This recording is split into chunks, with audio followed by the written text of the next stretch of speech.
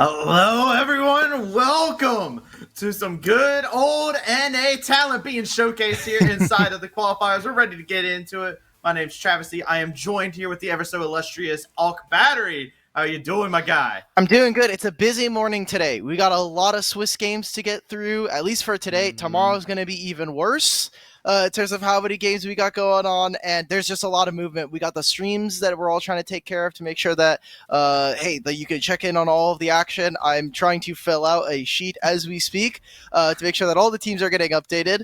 But yeah, we've got so many games and a lot of streams, so make sure you're not only supporting us here on Rally Cry 2, but also on Rally Cry Official, and helping out all of the teams that this is the only time we get to see the team streams really go live. So a lot of other talent, not just for players, but broadcast production people on the side as well. All of those people are still working to make sure this event is running. Yeah, and it's a big time too because of the fact that it's 32 teams and they're getting cut in half over the course of the next 2 days. So go support them. Check out your favorite players. I'm sure they have some links going on as well to showcase some things. But for us here, we have our show of things here today as we are going to be going through our own journey through some of the teams as we go back through. And I do want to take a quick moment to take a quick peek at that format before we start getting into nitty gritty of the day. As you can see here already, the qualification process, all the teams had to submit an application, and then the top 24 teams with the highest average solo queue elo automatically qualify.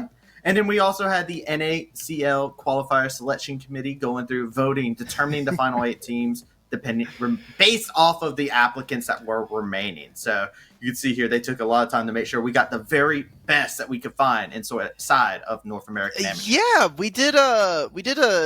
I was sitting there for a little bit. I did the average deviation, and it seems like the selection committee was not too off with where everybody ended up being, which is great. There were definitely some outliers. Looking at Summer on the other stream right now as someone who definitely was really, honestly, she was fine, but it really came down to 2 teams, and it was Cannot Be Asked and Final or Chaotic Solar.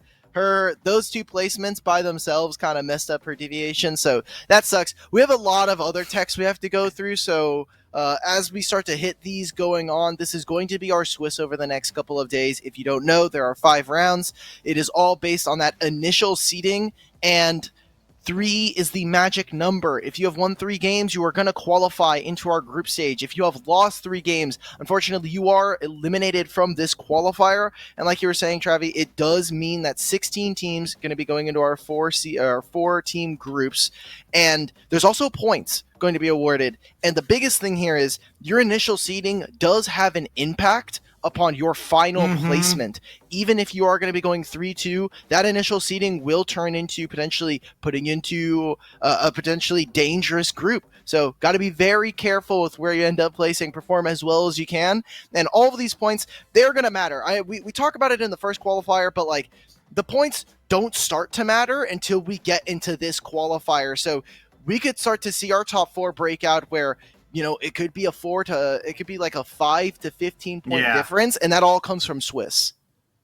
It's actually crazy too because we have so many times in the history of the just the qualifiers in general, over just always having those upset teams that always come through, the heartthrobs that come in from like the bottom 16, and they come in and there's just like you see those points. They make a difference. Every game counts here. And each one of these teams are vying for their position to be able to go in here. And here you can already see there's that prizing, there's the points, there is everything that is being displayed across the screen. So you can see the big prize that everybody's looking for is that 100 qualifier points and the $6,250 in prizing that you'll be able to get. And look, hey, I don't know if you noticed, this is all TB determined. Ooh. This is all stuff. We do not know just yet who's going to get what spot. And their journey all starts right here today to see who's going to be able to claim this place.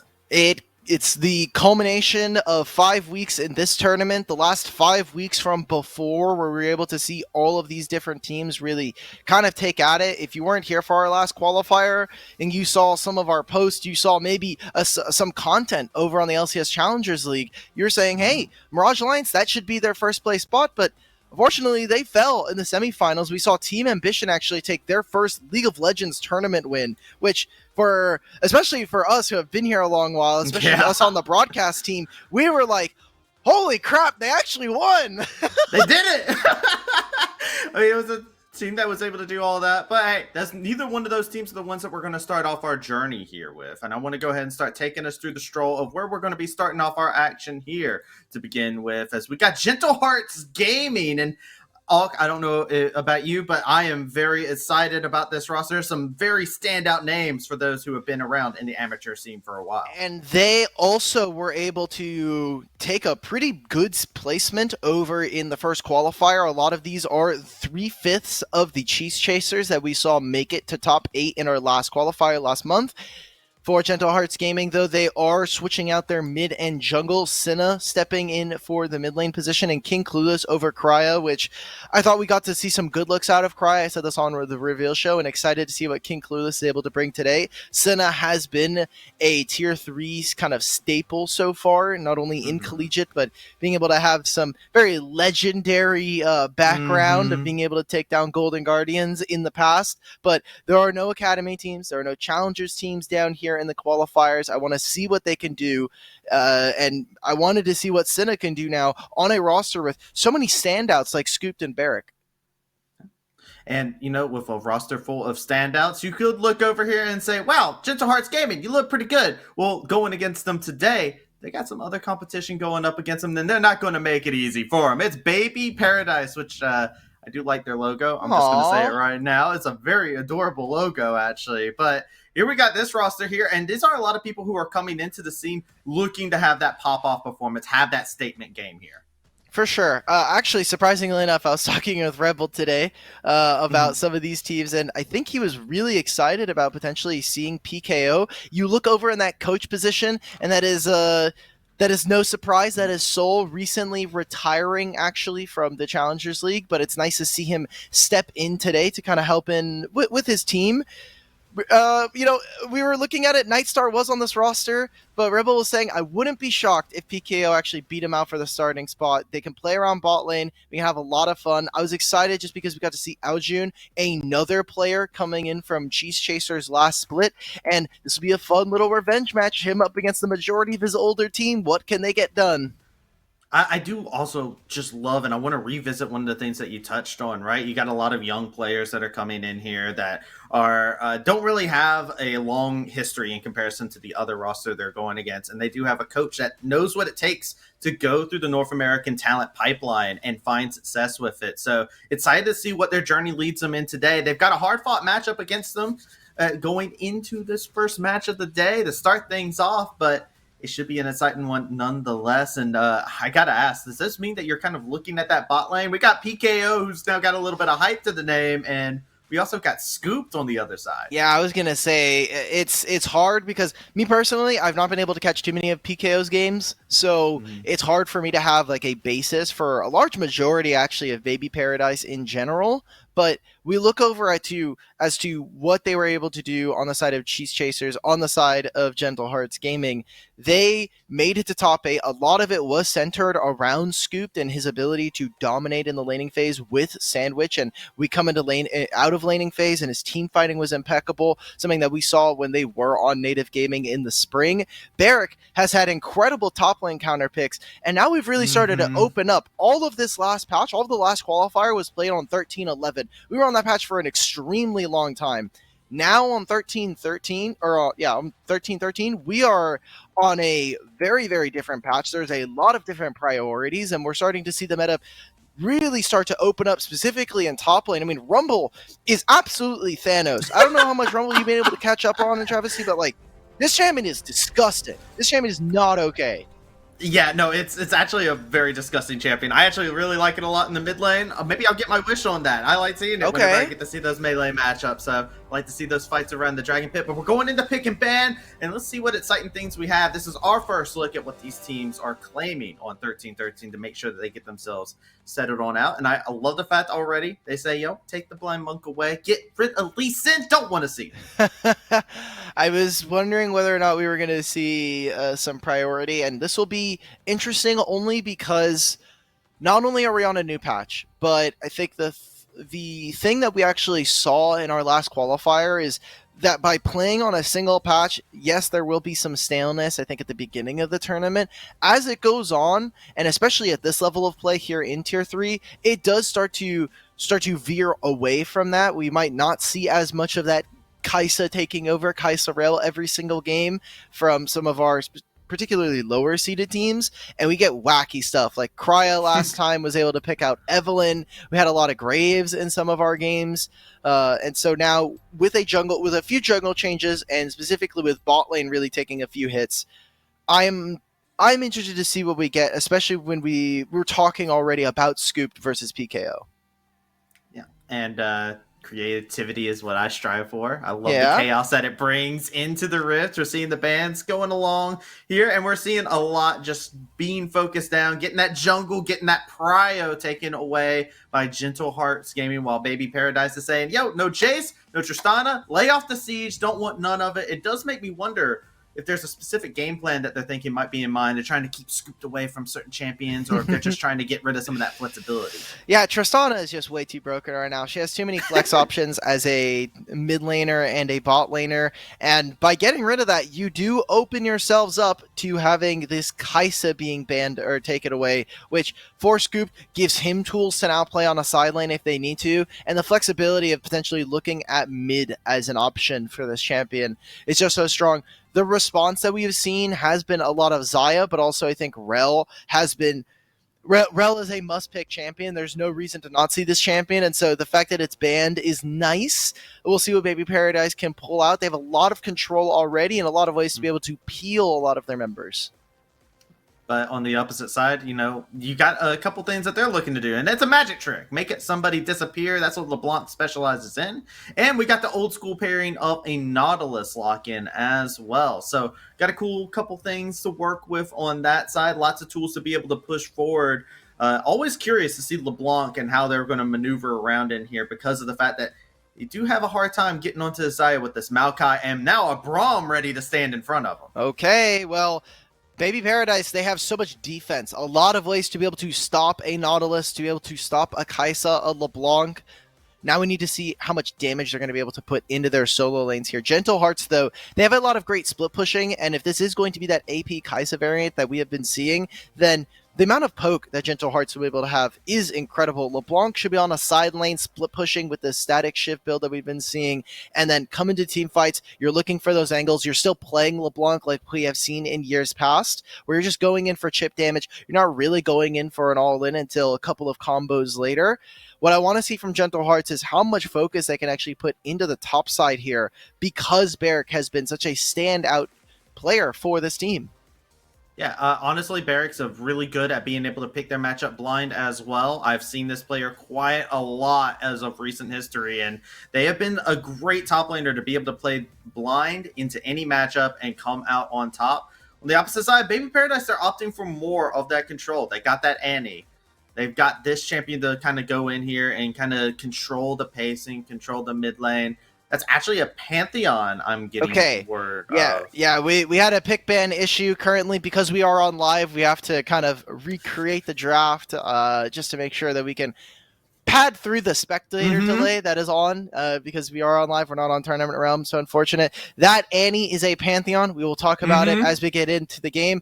Oh, the blank one is a Pantheon. Okay, cool. That's even better. I was going to say, for Barrick, it felt weird that we were banning away one of the signature champions that we saw in summer. Yeah. And we're keeping it true. Okay, so we're good. It was a Syndra ban, actually, so just to give an idea on it, so that's what it was. I'm very excited for this because I play a lot of Pantheon, so Pantheon? Yes. Great. Chef's kiss. Love to see it. Great bit of being able to move around the map and take control over the matchup. On the other side, taking the beefcake known as Sion up into the top lane. I am a big fan of it, just be able to be safe and consistent. There's a lot of eggs, though, in the basket of Baby Paradise's bot lane being that huge amount of DPM. Jesus, okay. For Gentle Hearts, they've got a lot of all-in. They've got the ability to actually say one person, you don't get to have fun. You're going to get Sejuani, a Nautilus ult. Good luck. You're not going to be doing anything. Baby Paradise, well, they do have a front line to be able to build out. There is so much pressure on PKO to put down damage. The Annie is going to be nice to be able to stop someone like a Kai'Sa or the LeBlanc from really going in. And, you know, there's a lot of resiliency there. But I'm worried here for Baby Paradise that they just don't actually have a lot of damage. Yeah, it's weird. We got a lot of single target on one side, don't have fun. We got a lot of all the pressure on one side. But here we go. It is our first game here inside of the Swiss. Gentle Hearts. And we've got our little penguin buddies, PB Paradise, over here on the other side. Let's go ahead and see what they got going on, as we already see the 5-stack going across. Yeah, real quick, we've got the NACL qualifiers. They are brought to you by Turo, the world's largest car-sharing marketplace. We can book any car you want for just any occasion. You've had all the boring rental cars at Turo.com. That'll be our Baron buff, and really thankful for them, as they've been able to open up a lot of the streams for us. One of the great things that we got to do, and one of the changes coming in from spring to summer for the broadcast, was trying to get every game streamed on official channels instead of having the broadcast team really trying to get every single game and having to organize all of that. So thank you to them as a sponsor for not only the qualifiers but also the Challengers League as a whole. Their contribution is very well welcomed. And getting back to the game now, that 5-point that we were kind of talking about, Jungler is going to be starting on opposite sides of the map, and so playing for Barrack and his advantage, I have to see what he can do up against Shiny Ro, because this is a Scion. He is going to eventually scale into the game, and any early advantages they can find from the side of Gentle Hearts, they can open up side lanes to allow for Cinnamon to really get a very good advantage. Let's see that Sejuani, what kind of plays he'll be able to make happen. While on the bot side, I like the pathing that's coming out from this Maokai, right? Go down to the bot side, pay some attention down here to this Xayah, who's going to be looking to pop off inside the game. This is your sole damage focus inside the game. So you want to get their numbers pumping up, and with a Braum to assist, might be for a very easy gank. So keep our eyes on these junglers as they finish up their first bit of pathing, as they continue on forward. I don't know how much actual early action we're gonna get from these two. I'm so sorry, man. I'm calling it. It's Sejuani, it's Maokai, who instead of going for like a first strike Keystone rune, actually has decided to go for the Aftershock. Both of them. We've got Mistwalker versus Moss Stomper. There should not be a ton, but King Clu's actually going for a 3-camp clear into the mid lane.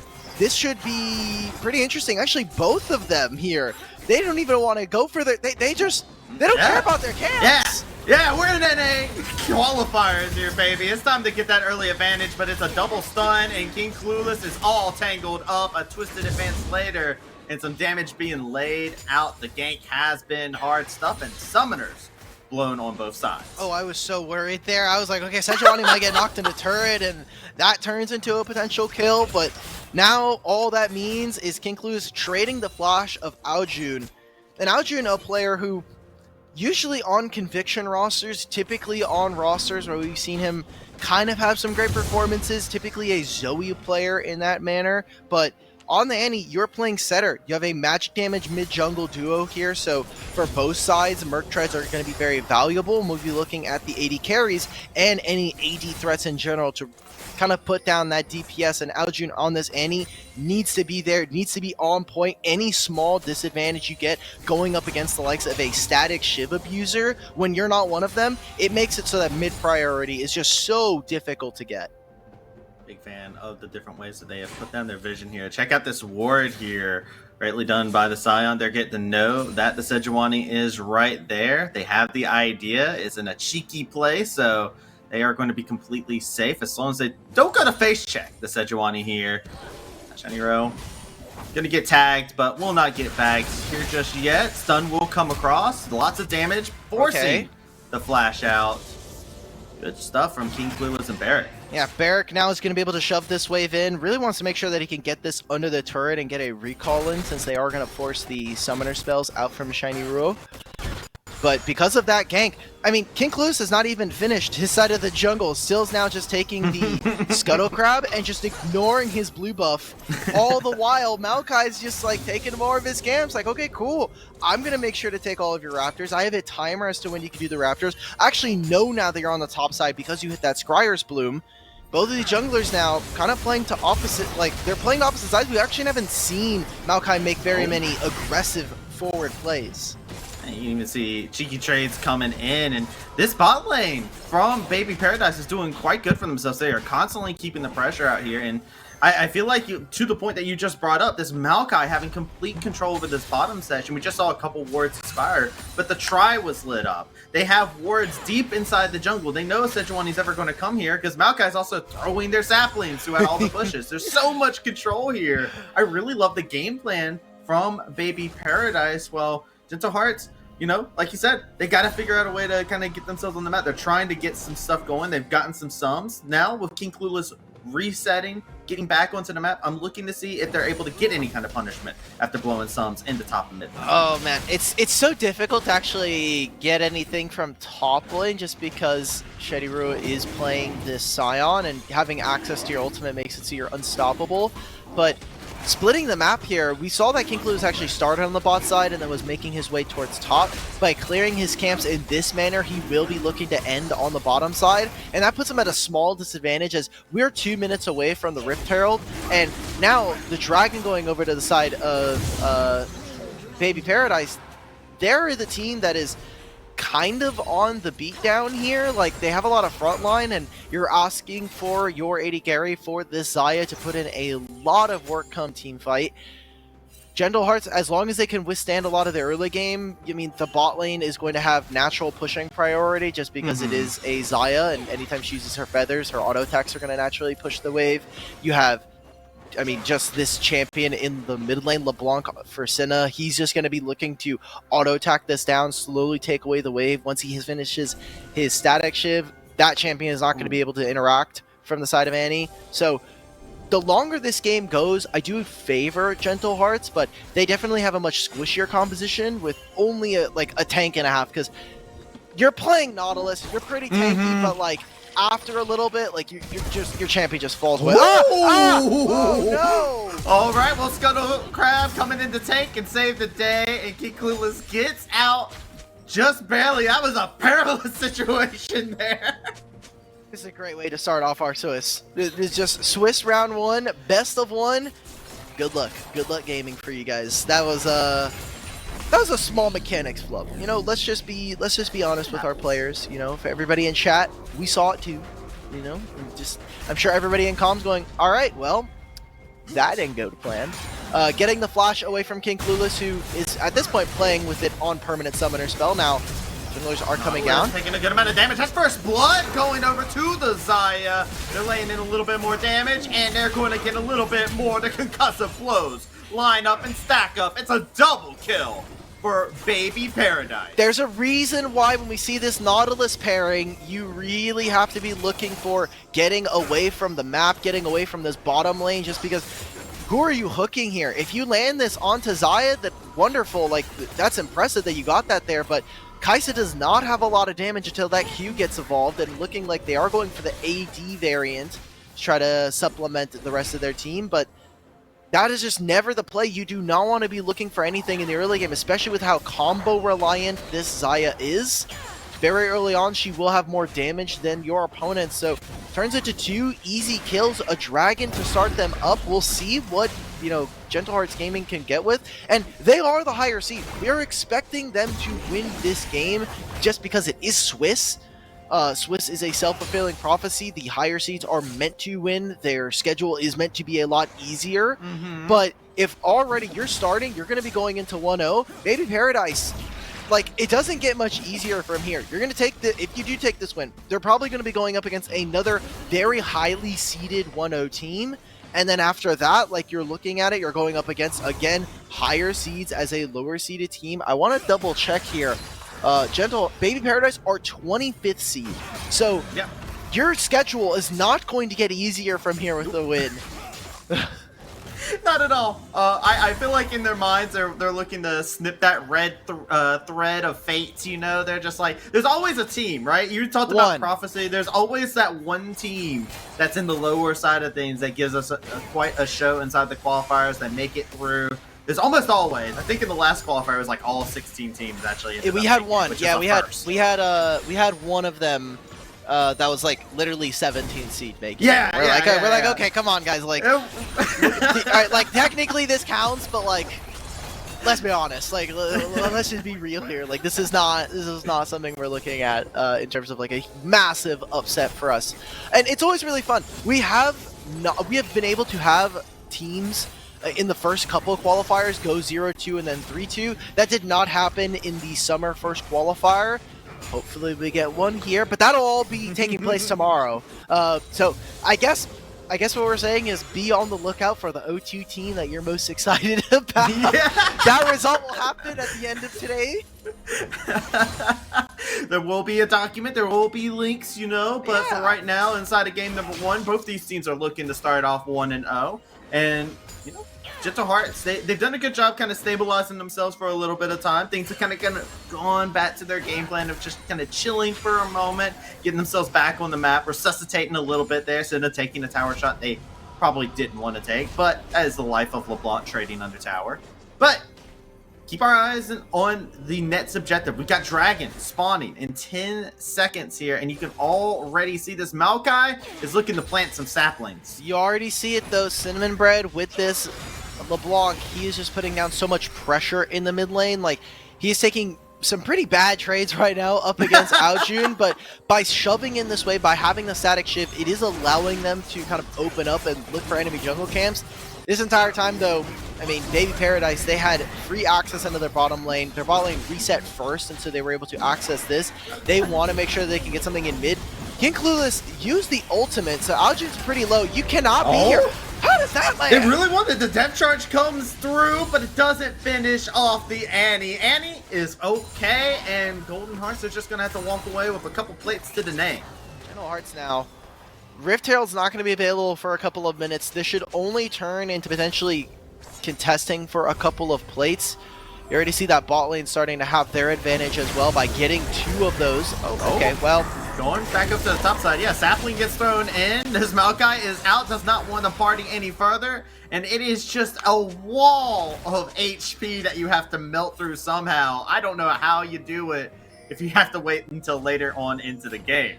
Now I'm a little worried here, Josh, because, like, you're playing Pantheon. You've got 20 CS at a plate. Yeah. That's not much.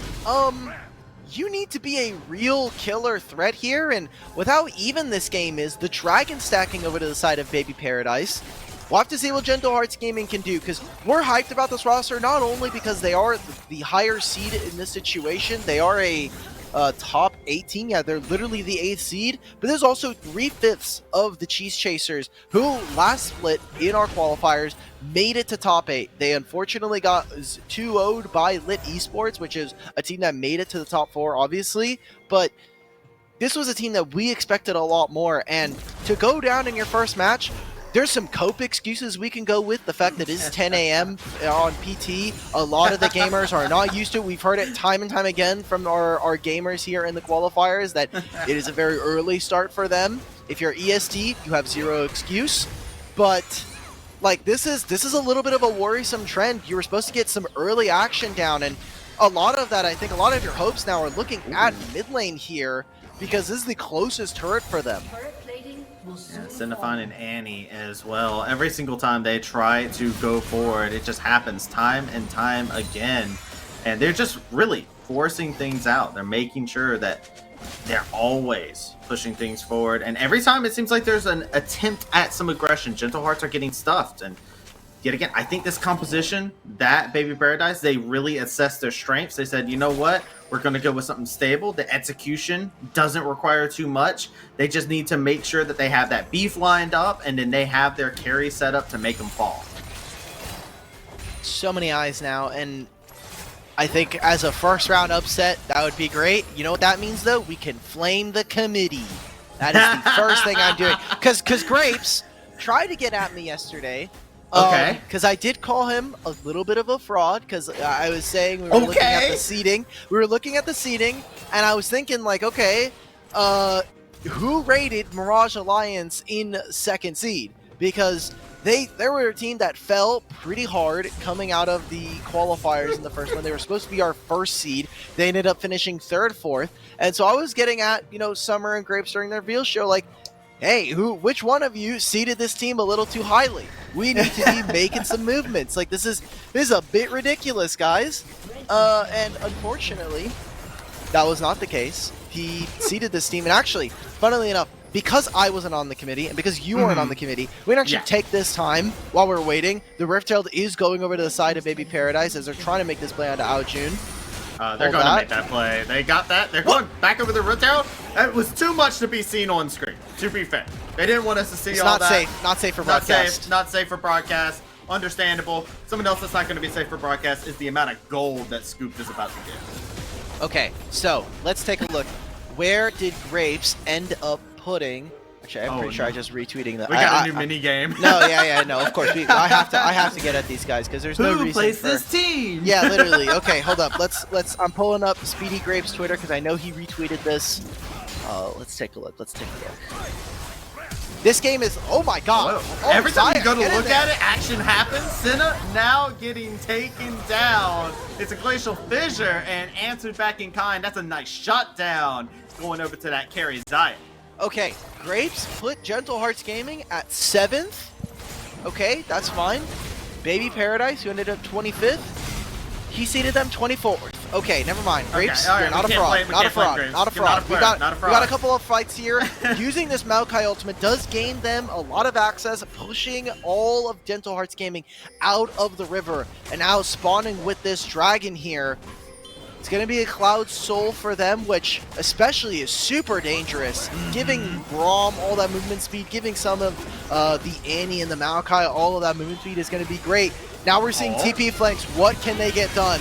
Well, they found Tivers. That's going to be a dead Nautilus. Not going to be able to get anything done. Barrett coming over onto the side is going to be able to jump on in, lay down the shield, and lay in some damage. But the Featherstorm came out too late. And now the vital member of this composition's been taken out. There is no damage left. And Gentle Hearts Gaming, they are still alive and well. But Scion is looking to take out a couple more members before they go. Cannot finish off Scoop. And they will be able to live. That is an ace for Gentle Hearts Gaming. Yeah, no one was marking Barrick, and this is just something that is true across every game. Ghost is a bait. Everybody at home, if you're playing Marksman on this patch, Ghost is a fraudulent summoner spell. You just take Cleanse. There are so many times where you're just sitting there, and if this Zaya had access to Cleanse, they would have been able to stop the likes of Barrett getting on top of them, of Scoop immediately saying, oh, we have applied Plasma finally onto the animated carry, well now I'm going to be able to jump into that backline and put down DPS. So the gold now will start to swing in favor of Gentle Hearts Gaming. We're getting a reset for the Dragon. But look at what ultimates are available, what summoner spells are available. Aojun will have that Tivers coming up and has Flash soon. You look on the opposite side, I mean, Scooped has none of his summoner spells, but 2 items completed for both of our marksmen here. We'll see how they're able to enter. Rift Herald spawning in. It's going to be a tough fight. They're going to have to fight through every bit of CC. Go. There's the ultimate coming in, laying in a good amount of damage. Yet again, it's the Nautilus who's offered up as tribute. Senna's on the side and absolutely decimates the HP bar. Zaya is off the map, and now we've got Baby Paradise. They're trying to retreat. They're trying to get out of here. The Glacial Fission's laid on in. Nice damage inside of this choke point. They get the CC, and they fend off Gentle Hearts Gaming. Okay, they're going to finally take this dragon.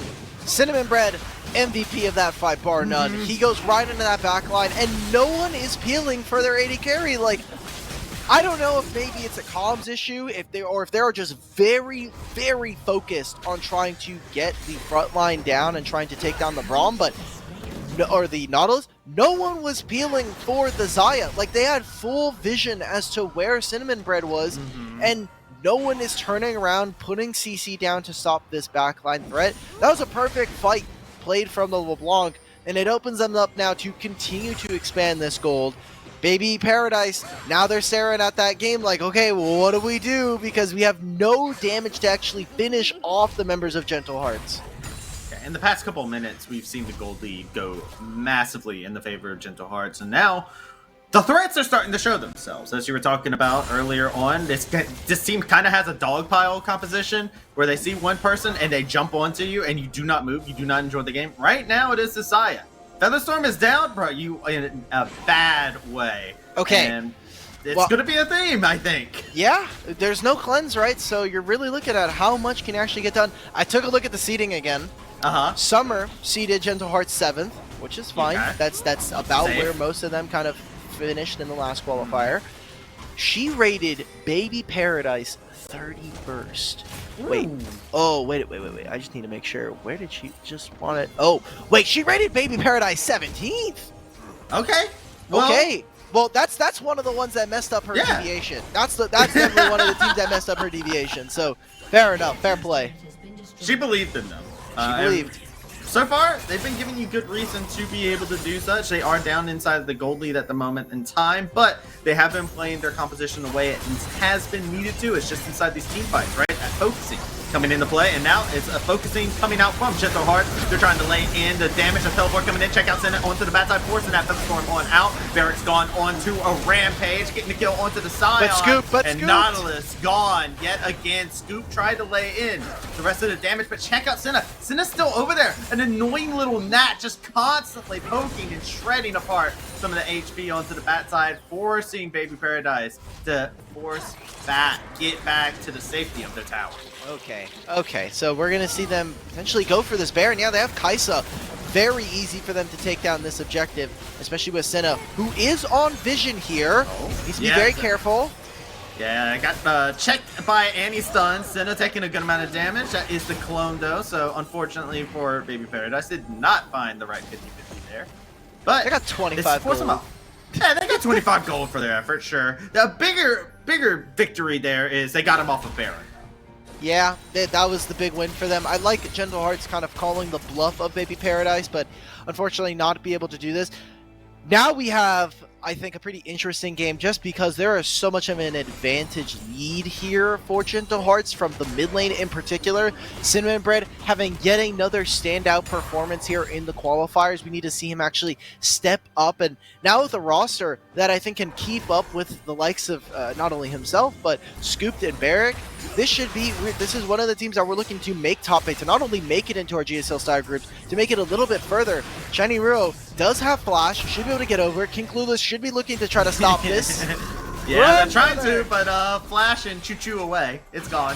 Cowards, he says as he runs back to base. There's a really funny comic someone made. I forgot the artist who drew this, but it was literally that interaction where you just hear sound yelling cowards, and it's like, but he's running away. Like, what are you doing over there? Like, what's the point, man? Hey, look. Sometimes it's about sending the message, and Sion never loses. Just strategically replaces themselves on the map. It's a strategic advance. Yeah, you know? Yeah. It's just maneuvering themselves across the map. It's fine. It's big brain. Trust. Yes. Right now, we're in a bit of a state where we're waiting for our objectives minute before the dragon, and honestly, I'm gonna be real, I don't think this dragon is worthwhile. Like, it might be just a battlegrounds for both of these teams to actually start a fight, but the big objective that I'm looking at is the Baron. If one of these teams does commit over to this bottom side, I think it is very real that we could see the other try to punish, try to go for that Baron, and it comes down to how quickly can you actually take it. Gentle Hearts have a much easier time because of how much damage they've kind of indexed towards and the less amount of tanks and setup that we see from Baby Paradise. It is very easy for them to walk up to this Baron, Big Purple Worm, and immediately shred it, while on the opposite side, Baby Paradise, they require for Gentle Hearts to start up an objective for them to try to walk in, and we haven't seen too much out of this Maokai. Like, yes, we talk about how strong Maokai tends to be. Whoa! Maokai went for a wild ride there. This is going to be them just looking for that desperate pick. They don't have control over the map, and they want to get a pick so they can start getting control of the map yet again. Here we go. Sion going in. Going to be able to find the target of the Nautilus yet again. They're going to be able to lay in a good amount of damage while Scoop is just bringing it over the wall, but that's going to be the Annie flashing over the wall, but Scoop dodges a perilous situation. Just still laying in damage. Featherstorm being used defensively, but they can't get away. They just barely get a little bit more damage. Out Scoops into the backline. An AD carry for an AD carry. Barrick and Senna still left alive. Little Pawn puts up the shield and says, stand behind me. Senna still continuing to do the thing. Little Pawn is dropped down and taken out. Senna gets the kill, but it leaves Barrick all on their lonesome against two meaty men that they are not ready to deal with. is Scion and this Maokai. They will lock him down. It will be a long exchange, but it's looking like an ace for Baby Paradise. The longer this fight takes, it does give Gentle Hearts the ability to respawn here. Armored Maudad will be first, Clueless coming up alongside Scooped. They can make their way over here. This dragon doesn't actually go down that fast. You already see the teleports are coming out. They want to make sure that they're here on time. They do not want to give over a potential Baron start here for Gentle Hearts. That entire fight, the most important part was that Janna on this Xayah is not at all threatened. PKO is firing away, but now doesn't have that ultimate, doesn't have the flash to be able to get away, doesn't have the LDR to burn through the likes of King Clueless and Nautilus. But now they're going to be looking to fight into this entrance. Scion looking to teleport. They're actually not even getting the summoner spell. That's a win for Baby Paradise at the end. Yeah, and all of a sudden, the gold lead has been shored up quite a bit, right? Baby Paradise, they finally found their answer to get back in. They're hitting those item points. They are able to get those defensive parts, and when they're able to play to the strengths of their composition, they're looking golden. But check this out. They're trying to get on, and they find their target. They assimilate this Annie and get the kill. That should be their start for the Baron. You're going to see it as soon as they find one pick. Good use of the Pantheon ultimate, and Aljun, unfortunately, using Flash in that last fight means that they cannot be that far up. Great punish from the side of Gentle Hearts. This Baron should be getting shredded immediately, especially with a 3-item Kaisa firing away. Can Maokai get into the pit? Does have Flash. Ultimate can come through. I think Gentle Hearts, they're just waiting, trying to find another pick. Yeah, look at this. They lay in the damage. Depth charge has to be used. Get stuffed by the Featherstorm. Glacial Prison has been tanked by the Maokai. Great use of the front line, keeping the Xayah safe when they come back. But they still have to offer up to get another tribute. And Annie might be back up. Does not have teleport. Okay. All right, well, now they're going to be able to walk on through. Remember, Janna, no PKO on this Xayah. No ultimate, no flash. Cinnamon Bread is able to fire away. Oh, they steal it! He got the steal! And now it's Maokai will find themselves the prize, and that is them getting Baron. Baby Paradise are not letting Gentle Hearts play their game. That's the Turo Baron buff going over to them. This is your 25th seed performing against the 8th seed in the first round of Swiss. It's all best of ones here for the next couple days, and they're surprising already. Baby Paradise are putting up a performance, but the game is not quite done. They are still down in gold at this point, and even with this Baron, the waves are just not in their favor. They've only taken a single turret, and if they want this Baron to be kind of worthwhile, they only have about a minute and a half to make any real impact on the structures, on the standing gold that is available for them. Otherwise, this Baron, all it is a stopgap measure, something to prevent Gentle Hearts from grabbing it, as well as being able to push out and pretend like you're going to be able to actually contest Vision here. Now, one dragon away from the soul. It is a Cloud Soul, and if you are Gentle Hearts, I think you're looking at trying to give them over this objective because you really want that Elder Dragon to be coming up and having it as a potential win condition later into the game. Oh, this is such a... It feels like even though you might want that, right? This game is such... It's like, it's on a knife's edge, right? It could go either way. Either one of these teams could find a big, decisive team fight at this current moment in time. And check out what Baby Paradise are doing right now. They are pushing in this mid lane. They said they do not care about your Pantheon in the side lane. We do not care about the LeBlanc in the side lane. We want this mid lane. We want control of the center of the map so we can move around as we please. They get themselves their second turret of the game. They do have to give up so much side lane pressure, but they are really hard focused on just trying to barrel down this one point and make it a point of strength for them if they get that one decisive fight.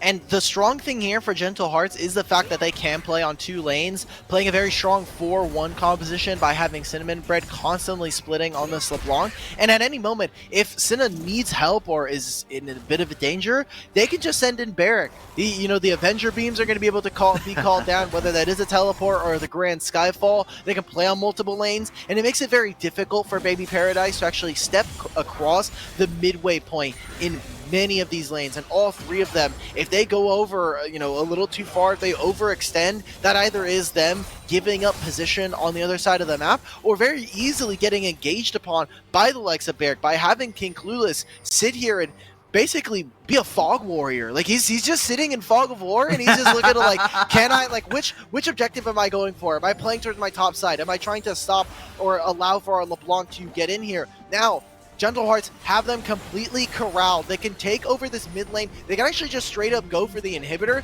They don't care about this dragon. Just cut them out of the map. Yeah, here comes the teleport, actually. The Pantheon's sitting on top with the Annie's coming in, so they're going to have neither one of them, but they go in for the fight anyways. They lay in the damage. That is a kill going over to the Xayah, and now Scoop is trying to do what they can to kite things out. They continue to march forward, and this Pantheon is gone. It is Baby Paradise. They are taking out each member. Scooped, able to survive at the end of the day, the sole survivor of this squad with barely any HP to show. It's still 4 members strong. Does he get spotted? Come on. Does he get spotted? No! No!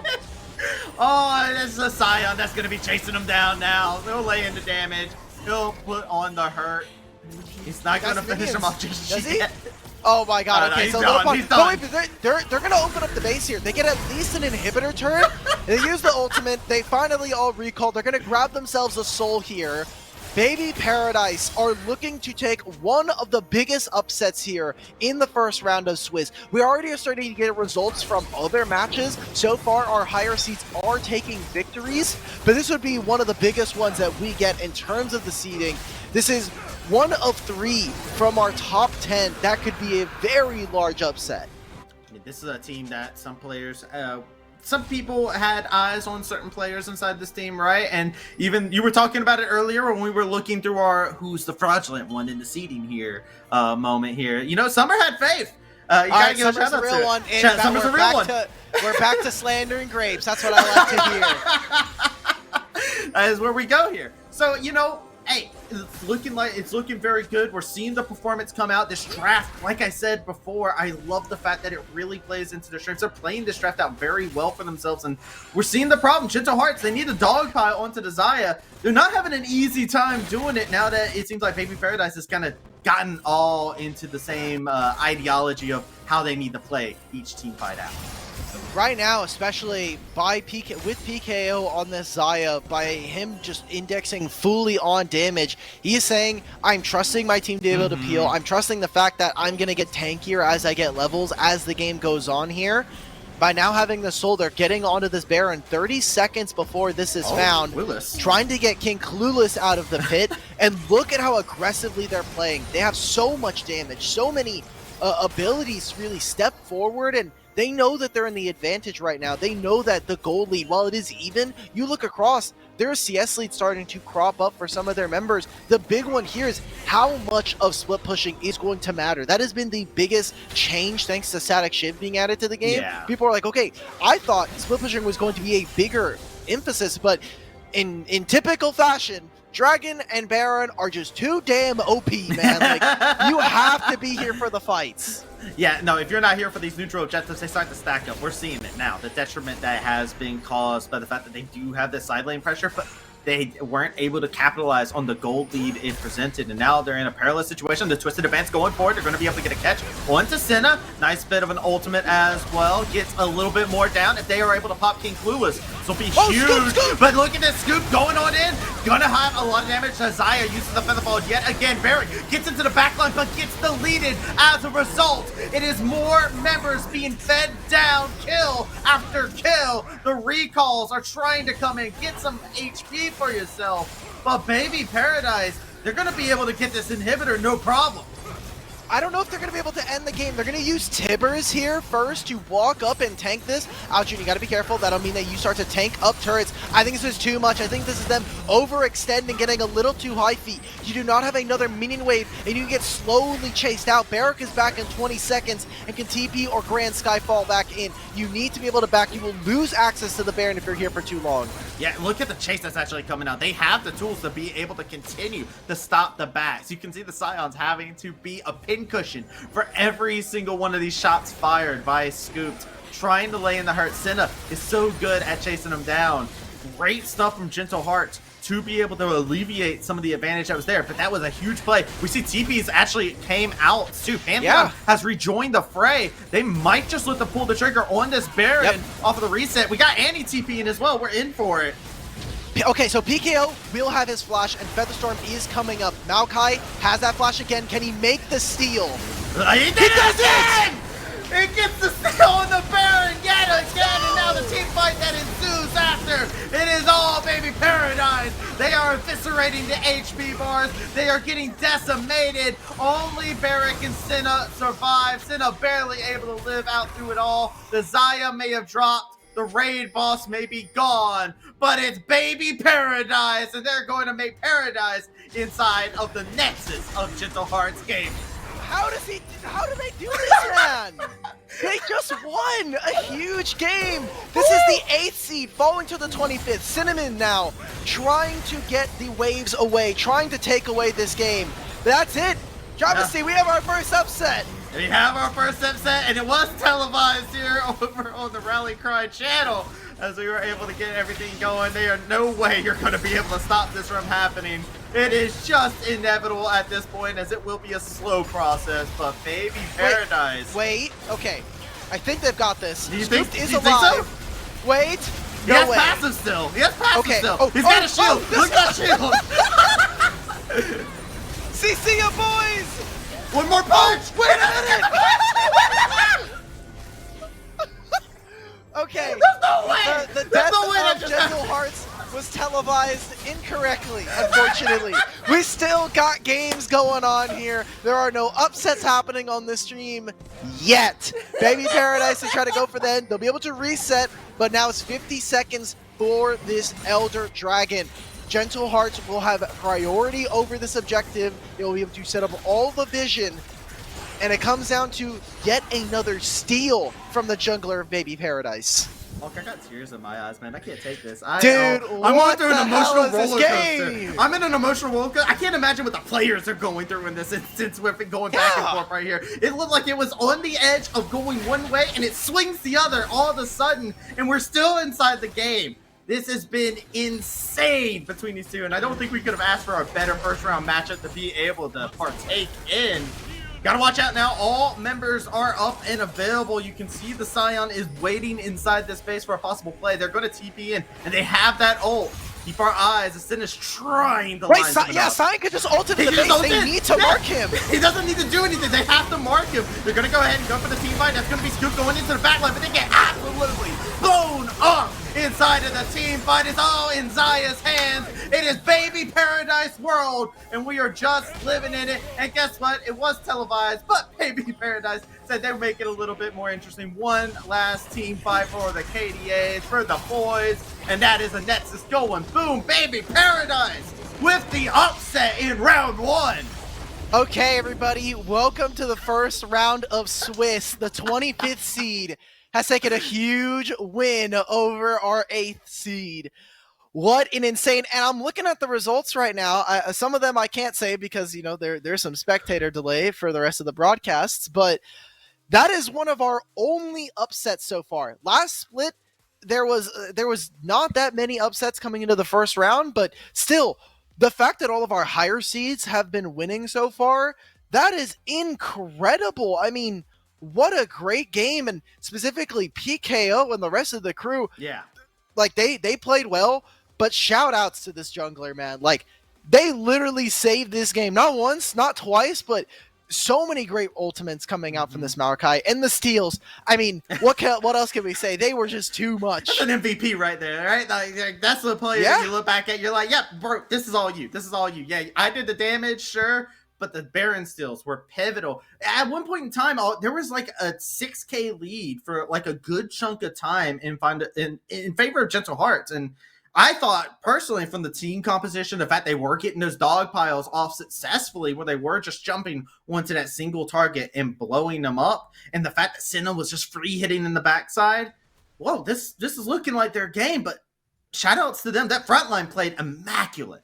Yeah, there was not enough backline threat. We didn't see the Pantheon really get to have too much influence in the game, and unfortunately, for the side of Gentle Hearts, I mean, it is Swiss, so their schedule is only going to get easier. We talked about this at the beginning of the match, but for Baby Paradise, you took one. That's awesome. Now we need to see what you can do going into later, because it doesn't get much easier from here. You're going to be a 1-0 team going up in your 25th seed. I'm looking across at the other seeds. You are by and far the lowest, so there's a very real possibility you are going up against Team Ambition. And if you can beat our champions from the first qualifier, then suddenly the entire selection committee might be losing some jobs. They might be looking at some different employment. You know what? I'm here for it though, because of the fact that like I love seeing these players come in. This is what you come in to see, North American Amateur. This is what you want to see every single time you're able to pop in here and see what teams are going to come up, what names are going to be known. Well, we'll see what statements will be made inside the next round. We got to take ourselves a short little break. It's not going to be short. Air. It's Swiss, man. Yeah. We got a hell of a long break. It might be a long break. Okay, fair enough. But we got plenty of time. Get ourselves some water, get ourselves re-energized, and get ourselves ready for round number 2. So, ladies, gents, everyone out there, make sure you do not touch that browsers. We will be right back.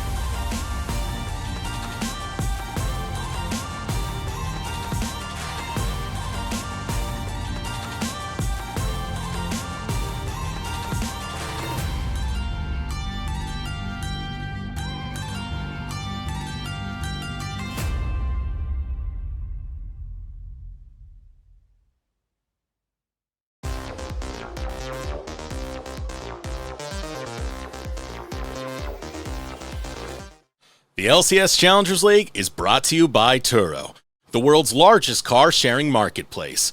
Find your drive.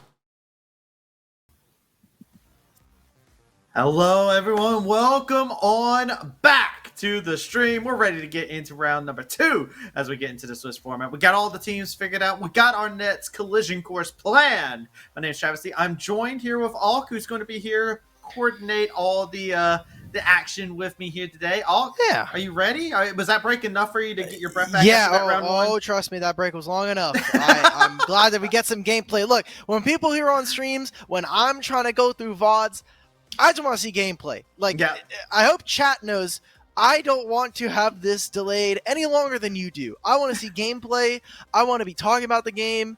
I want to at least see little figurines going like up against each other. Start like, game. Yeah, casters. I made a joke about this, but there was like observers need to be like really high game level, and I've been like kind of preaching that. I've been actually helping Kai out with his game knowledge, but it's always funny because now I'm like, oh, if people are going to be more flaming observers than casters now it's like observers start the game. We can start to get into the chat soon. That's the trend you're trying to get started. I get that. Well, with a trend that we're going to go ahead and go into is we're going to look into our matchups that we got here today. Ooh. And because we got ourselves a very fun one, and both of them have some very darling players in terms of being able to play inside the Challenger League and everything inside the qualifiers. First off, we're going to start with Fopoporia, which they have a very exciting roster for me, personally, especially Rock Boom down there.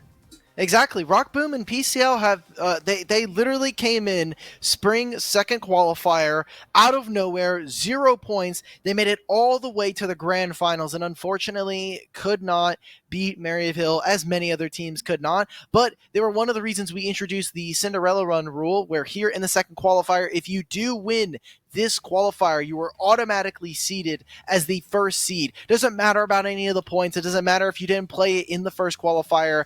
This one has the Cinderella Run rule, thanks to the likes of PCL and Rock Boom, who have joined forces with some other pieces. Clyde coming in from the Kellogg's Old Grandpa Gamers, as well as Zhao Danny and Excelsis, 2 players who we've been seeing on some collegiate rosters, but now here making it onto this, seems like Aporia have definitely leveled up from their roster in the first qualifier. Exactly that, and they know how to captivate the hearts. I got Clyde on there, was a part of that DK crew run, so yeah, they know how to captivate the audience. But on the opposite side, you got another team that's looking to captivate the audience as well. We got Apex Mission Impossible, which sounds like they should have their own theme song when we introduce them in here. And there's quite a few players that are well known inside of the amateur space here. Decoy, Arendelle, and Pockets being some players that stand out to me right away. Immediately, and also some changes already here for Apex Mission Impossible. Reg, there's no Reg here. It's Verdict instead. I'm really sad. Like, Reg was obviously very fun to talk to when we got him on the interviews, but unfortunately not playing in this one, and now they've decided to change up their jungle position. I wonder how much this will affect this squad. As we came in, we were saying, okay, Decoy and Ariandel, they typically love to play for their jungle or play for other members, and Baz, as a fresh AD carry prospect, has some promise, and did have a lot of kind of growing to do, having to immediately play up against Neo in the top 8. That run was one where we thought they were only going to make it to groups, but they obviously surprised. They were able to put up a pretty good performance, and while it was a 2-0, that game 1 was very, very close, and I'm looking forward to what Apex Mission Impossible can put forth in this second game. I'm excited, but for one very reason, Auk. And I don't know if you know this about me, but I am a Karthus bot lane enjoyer. And both these teams in the last game, they played Karthus bot. Both of them did. So I am actually very excited for this matchup, just for the fact that I may see my favorite bot lane pick to be contested here inside of round 2. Karthus is very broken. Karthus has actually been broken in the bottom lane for 100%. like 6 patches at this point.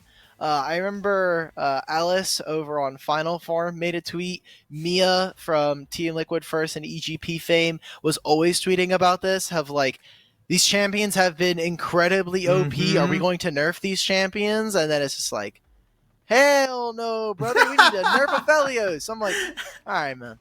Karthus bot actually has like the highest win rate too out of all the bot laners too, right? It's been that way for a while, so I'm very excited for that. But it's also it's cool because it makes it to where other people start opening up different champion bits. You start to see some more of those AD champions flexing in here. We've seen some more of those champions getting populated, like the Kindreds become more popular as of late. We've seen Tristana's mids coming in here. You have more AD options up towards the top side of the map as well, of course. So it does kind of open up your draft to be a little bit more diverse and creative. So you know what, Karthus? It's great for me. It's great for everything. It's great for us to get more diversity in the mid lane. I'm all about it. Dude, I'm looking at Karthus's win rate over the last like couple of patches. He doesn't drop below 54%. He doesn't. I'm going all the way back to 13.4. So the beginning of the year, he's 54, like 0.77. 13.3, he finally goes down to 53, but it's like 53.83. So super close. And then I go to 13.1. 53%. This champion is not okay. Secret tech. I'm just saying. I probably shouldn't be talking about it so much on stream though, because I don't want that much attention shown to it. You know, it's been hidden. Well, we're still waiting for people to come back after like the 45-minute break, so they might be still rolling in. We're still getting into the draft here. These are 2 of our 1-0 teams. This is also going to be the final round that we're going to be broadcasting today, as tomorrow we'll have all 3 final rounds being played, and winner here is 1 win away from qualifying into those GSL groups and getting into the qualifiers later in 2 weeks. This is a big moment too to set up your momentum as we're going through the bans. This is a big win to be able to set up that momentum, because at the top of the broadcast you said it perfectly, Alk, where you said, yo, you get 3 wins, you're pretty much good. You can start off your day tomorrow as 2-0. That is a difference maker as you're going throughout your day. Yes, your competition is going to be stiff right off the get-go, but you got that cushion. You got a lot to be able to give you that confidence going into the next day. Momentum is a thing inside a Swiss format, and you know, you want to be able to swing with it as quickly as possible and make it to where your road is as the least amount of stress possible, basically. I mean, we've seen a lot of teams go 2-0 and then 2-3 instantaneously. Yeah, sure. That one hurts. Those are always the ones that are like the old man gripping the herald, like, oh, yeah, like Sunday's just not their day. Did not want to see that. As we get finally through these drafts and through this pick ban here, important to note, Rumble, if you're wondering, where did this champion come out of? They gave him a mini rework, and this champion is absolutely disgusting. This champion does not need to be where it's at.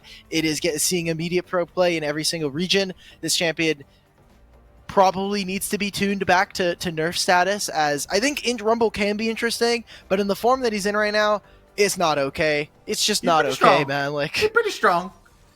Yeah, it's just not good. He can be a little nasty here, as we do round out the rest of our bans here for you.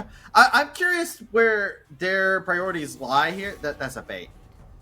There's no way that's a real thing. We don't talk about hovers, man. Hovers are fake. I was like, wait, no, because every other time they haven't hovered me yet. So I just got hover baited for the first time. Rail, it was left open. It's an easy first pick. Yep. We're seeing the bans as well. Renekton, I think, interesting, taking that away from PCL. He has been such a flexible top laner.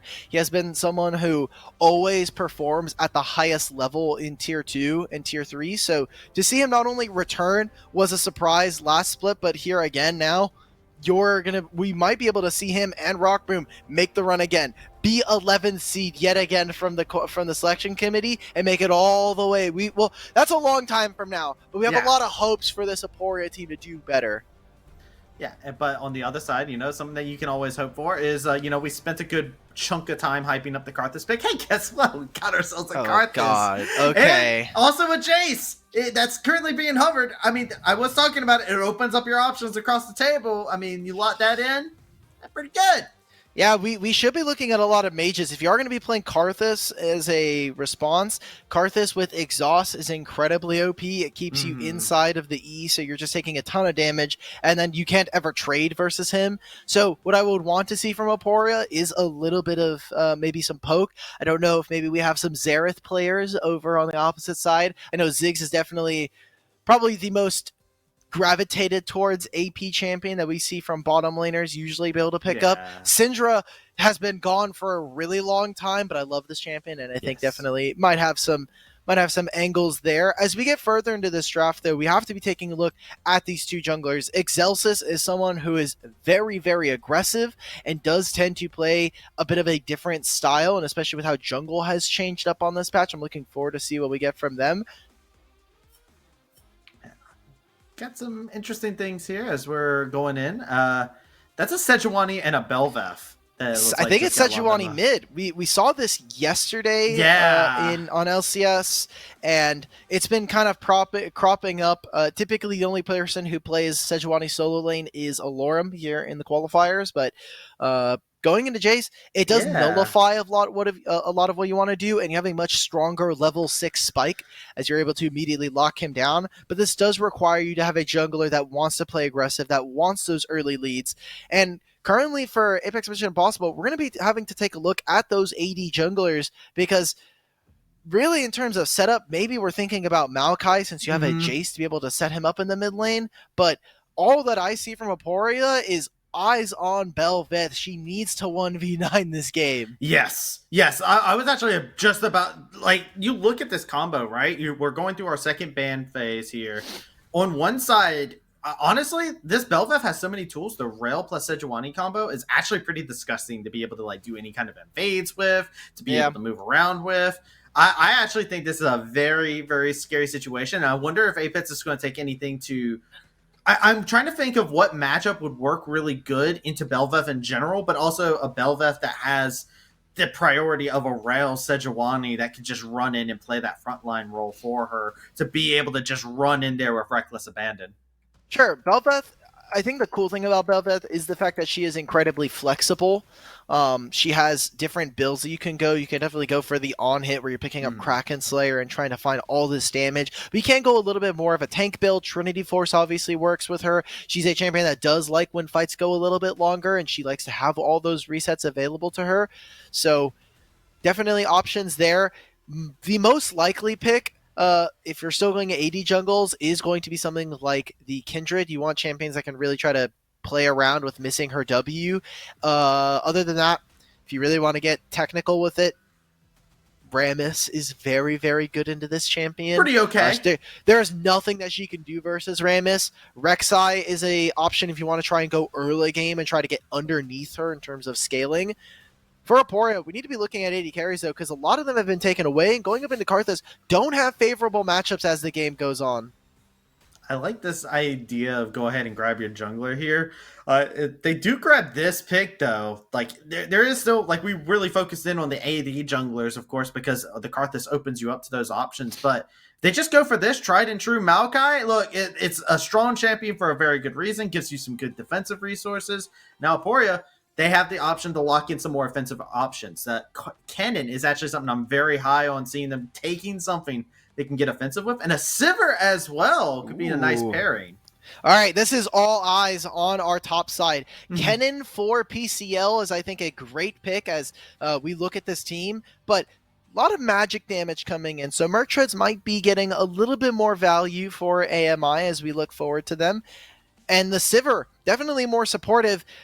Unfortunately for Aporia, you're going to get gapped by the fact that Sivir's splash art did get changed a couple patches ago, so you just have her face cut off. I'm actually really upset that we didn't get they didn't update most of her kit, they only changed her splash art, and I feel like we lost a little bit of the uniqueness of the old Sivir splash art.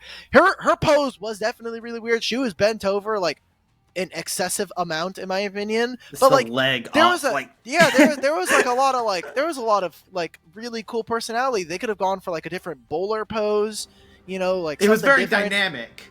Yeah, exactly. And unfortunately, she is a lot more ripped, which as a in terms of physique, she's definitely killing it, and I love that for her. AMI though, they're gonna round out their draft with a gangplank. We got circles, man. Everything is a circle in this game. Bro, the amount of AoE, the global presence from Yeah. Apex Mission Impossible is actually disgusting inside this game. Here we go. We're going into our second round game here. Be able to see everything that's going on here. Let's go ahead and get into it. And hey, round 2. NACL qualifiers are brought to you by Turo, the world's largest car sharing marketplace where you can book any car you want for just any occasion. Forget boring car rentals at Turo.com. And hey, we don't have any boring games here in front of us here. We're getting ready for it. If we get anything close to game 1, then I'll be exceedingly happy for what we'll get. I love this Clyde with an early invade. Good use of the rel jump to get behind them. So we saw this in LPL, and obviously when you have rel, you can get very kind of creative with your engages into the jungle. But by doing that, now Verdict doesn't have a flash, and that cuts away a lot of the options here for Maokai. Bro, they're still getting cheeky with it, though. Look at this. They can actually he's going to walk into it. He's going to walk into it. Observers, toggle the vision. If you can hear us, into the void. Toggle the vision. Let's watch as Verdict walks into his jungle and cries. Okay, here we go. Sapling in hand, taking a nice little walk, and it doesn't belong to you. Immediately, that's to push him away. That's a feels bad for the Maokai. Sapling is not going to be eating good here for now. And Excelsis has a couple of options here as to what he can actually do. If he does clear this entire top side, I think for Verdict, the options that you have are to just immediately invade. You are playing Maokai, and while your clear isn't going to be incredibly fast, neither is Excelsis on this Velveth.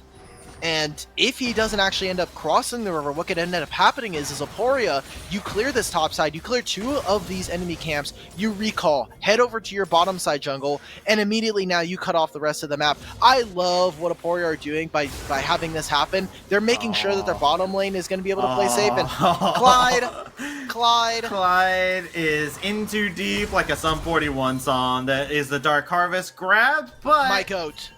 They actually get out a lot. The Jace is absolutely going to come and clean this up. Ariandel is like, oh, free kill for me? You shouldn't have. Hand delivered. Clyde goes back in. Wait a second. That headbolt. Clyde? Okay, Clyde is out. gone. He's okay, out. Yeah, He's yeah. out. Hammer okay. stance. He's done. Okay, I was about to say, if the headbutt somehow saved him, that's first blood going over the Apex Mission Impossible. Zhao Danny might be in a little bit, but he's playing Sejuani, thankfully for him.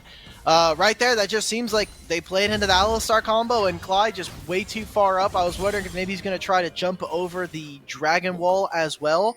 Only being able to steal a single Raptor camp away from Aporia.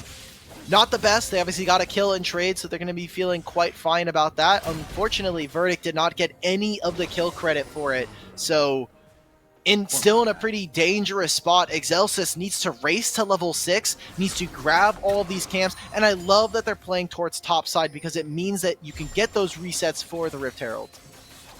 Get everything set up and going for you here as we continue to go forward with the game. I did want to touch on something real quick, by the way. Baz did end up opting for the teleport instead of the exhaust that we were talking about earlier on. So they're really focusing on being able to move around the map, get back in the lane, because the Sivir is going to be hard pushing them all the time.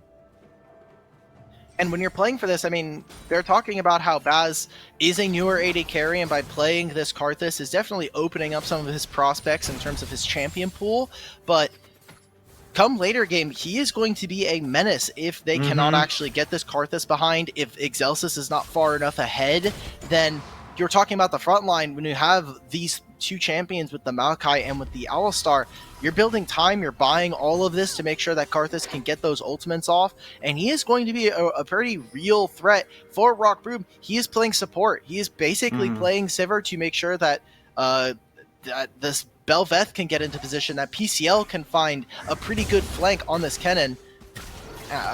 It's a bit of a tough position as an AD carry because you're like, okay, well, basically the game is being played away from you. You're playing with very little resources. You are, again, playing Sivir, which, for all intents and purposes, all you do is press W.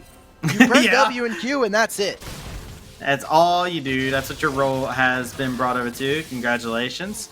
As with the trades and stuff like that happening too, it's going to be hard to push up the waves either with the amount of global presence that it is in here. I touched on the TP on one member, but there's 3 TPs over on the side of Apet's Mission Impossible. So it's just like, wherever you go on the map, it can possibly be a dangerous situation to be. So Warrior has to be careful about how they move, how they push up as we progress throughout this game, and where exactly the pieces could be found as we see we're trying to get something going on the map. They keep visiting these lanes, but nobody's in a position for them. Yeah, there's not much to do, right? Like, there might be a play here, though, as Verdict level 4, and there's a pretty big wave. PCL does not have ultimate yet. He's very close to hitting level 6. He can very easily just use his ultimate to clear out the wave, since it is so early on into the game. But they should be looking to dive on this. I mean, Ariandel is nowhere nearby, and Bel'Veth is actually pathing up here to try to clear some of her camps. They instead decide not to try to punish this. I think there's a pretty big window missed out by AMI. And now they're pushing them on out. You can see Xiaodani is going up. They're going to go in. Slicing Maelstrom actually was used over into the top side, but we'll go back down to the bot lane. And Ghost pop for Rot Boom. The engage is there. Trying to jump onto Baz is playing this Karthus. Is going to lay in a little bit of damage as they get away, and the gates have been opened up. Now Pockets gets a nice headbutt pulverized, pushing Clyde back into Karthus' face, but still the damage is there. The artillery is here, and Ariandel is here, ready to lay in the hurt. Drop some Skittles, Clyde gets a piece of candy, and it's a shot blast to the face. A double kill for Ariandel as they get to start off 3-0. Yeah, this bottom lane does not do a lot of damage. Karthus in the early game, the big kind of claim to fame for this champion is not just his level 6, but if you can land single target Qs, they deal a double amount of damage. And so that's really where you kind of make your bread and butter as Karthus. But early game, his damage is just not quite there. You're really trying to wait until you finish about an item before, you can start to really get damage. And now we get to see, as a response on the opposite side, PCL stacking a wave in response, doesn't have the ultimate, but Excelsis looking for something right before the Herald is to spawn in 30 seconds. Yeah, Decoy does not have ult either, and Clyde is here. They want this. They want to go ahead and catch it. Their Requiem comes in. They lay in a nice bit of CC there. Decoy doing a fantastic job kiting around, trading 1-for-1 top side. Still will miss out on a very big wave here and a lot of experience gold going over in favor of Aporia, but so far, that is their first kill of the game that they've been able to find, and it goes onto the Sejuani, who is not who you want to see the gold. Oh, they're not done just yet. The headbutt pulverized sealed the fate. Sejuani going down. Ariandel 4-0 to start off on this Jace. Oh no, that's not. That's what we want to see if you're an AMI fan. But for Aporia, this game is going to get tough. You really wanted to get access to that early Rift Tail. They're going to make a lead. Slicing Maelstrom was up. They got it just off of cooldown Pockets. We'll catch that Shuriken, and will be a bit of a pitting cushion for such. Go ahead and go in, dismount, lay in the hurt, and down you go into the bot side of the map. Baz over at Sense, a little bit too far. A trade for 1-to-1 on the top side, but in the bot lane, it is going to be a kill secured. Baz falls down. And I wonder if Ariandel actually had a bounty there, as obviously he has a lot of kills, but I don't know if he was actually able to pick up enough of a bounty there. So we're kind of playing to opposite sides than what we expected here. Excelsis immediately going bottom lane. They're trying to punish these two from AMI. Baz, though, having the ultimate ready, it does have a very long cooldown, especially this early on. But 4.5 minutes, they've already taken the first dragon here, and Rifthild hasn't even been fought over. Pockets is already in the area. Decoy has just come back from having his recall, and they're actually trying to swap up the lanes here, as Kennen now going to be sitting in mid lane, does not want to have to deal with this gangplank, and a lot of that does come from the fact that we did see Xiaodani spending so much time in this lane. I think it's so funny though. I look back over to the kills, right? I look at this Jace. I think of Jace as like, you're just gonna absolutely dumpster whatever lane you're in, right? That's what you pick it for. 5 kills and they've all been outside of mid lane, right? Like Ariandel has been roaming around like a monster on this Jace, covering up the weaknesses, grabbing those kills off of the plays. They're looking to move around yet again with Pockets, but Pockets is the one caught out on rotation. PCL taking a good amount of hurt as well. As Ariandel lays in the hurt. The artillery. Oh no. It will just be HP exchange between the two. And they're focusing this topside Rift Herald the entire time during that play. Verdict went for this play. Got the Rift Herald. That is an objective taken away from Excelsis. So we'll not have that true form evolved available for Bel'Veth, and that's one of the pieces that is just so powerful about this champion is when you can get those resets, when you can get the true form. They're making more and more invades. They know the timers for these for these buffs. The Glacial Prison onto Ariandel steals him away, but over onto the side, Pockets yet again caught in a weird place. The Magnet Pull, Pockets getting pulled on, inverted. Is chased down. 3 kills in quick succession over to Aporia. Wow, massive amount, and this does swing the gold pretty heavily. We'll have to see where some of this gold is going. It is obviously going to be on Zhao Danny, but he's playing a much supportive role, and when you are behind, that does tend to mean you are lacking damage, and now has a redemption finished here 11 minutes in. That is a huge win for Aporia. They will have a massive front line to be able to play around in the next coming minutes, especially Dragon spawning in 2. We have that Rift Tail that we just saw get taken. That'll be up in about 4 minutes. So expect for Aporia to get only stronger as time gets on. And we're looking for AMI to find some more wins. We did like some of their scaling. They will have split push pressure with the Gangplank and with this Jace, but they need to be off to higher starts. We need to see Ariandel continue to have that lead that we saw in the first couple minutes. Yeah, all the eggs kind of got put into one basket, and now we're seeing that basket get a little bit rot, but they do have some good tools, as you were talking about. This is Rift Herald getting summoned. We got Shelly coming in to dance to the bot side of the map, and this is going to be first brick. The first tower will fall over in favor of AMI. All right, a lot of gold going into Karthus. That is one member that if you're able to get gold into, he typically will be able to grab you wins. And with how short-ranged Aporia are as well, this was a champion that was picked very early on. And so Baz, his itemization, I think, is very clear. Picking up a Rylai's, and then picking up either a Zhonya's or a Void Staff. If he doesn't feel threatened, then the Void Staff is going to feel a lot better, especially up against someone like the Rel or the Sejuani. But I think in terms of what he can go for in this game, this Karthus is going to be feeling very, very nice, and it's up to Aporia. How do they get into the back line? Can they actually tear apart the front line before we get into fights? I mean, that's the question that has to be asked, and right now gold is pretty much even, right? We see the resources are still about the same. Aporia actually does have a slight lead in favor of themselves, but they have their gold spread amongst all 5 members of their team. So the question is, do the parts come together to become greater than what AMI has created, where a majority of their gold lead is on this Karthus Jace? And they haven't been able to really get any gold pumping into these other lanes. With Dragon spawning up in the next 30 seconds here, looks like Aporia wants to go ahead and try and assert some control over that neutral objective. And I'm interested now because we talked about how strong some of these players can be, about how the champions that they have are going to be looking very nice, but I mean, a lot of what Ariandel has been able to do has been muted by dying twice in a row here. Yeah. They did use it to set up for early dragons, right? The fact that they got the first dragon, the fact that they were able to get the topside herald as well, those do come from the fact that your solo laners are putting in work. But now we need to see that all kind of come together. Instead of going and contesting for this dragon, Decoy is going to stay up here. He's going to farm more plates. Same thing happening in the mid lane. And there's actually nothing for Baz to do because they took this wave so early. He needs to be in mid lane. They need to already make this swap. A bit of a mistake here for AMI, as we see even Verdict starting to get pushed off. Yeah, the shurikens hurt. And remember, this is a static Shiv Kennen, right? Those auto attacks don't feel the greatest in the world already to begin with.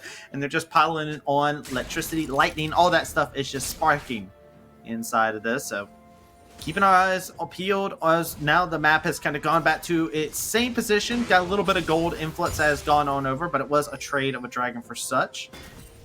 all members kind of getting back onto the map and trying to get into their rightful positions to set up for the next play. All right. Well, we've got a bit of time here. 2 dragons taken in total, 1 apiece for each team. 4 minutes. I mean, the Rift Herald's coming up soon, so that's something that they could be looking for. Again, we wanted to see Excelsis on this Bel'Veth. Needs to find those resets, needs to be able to find those kills, and items are starting to get completed across the board for our teams here.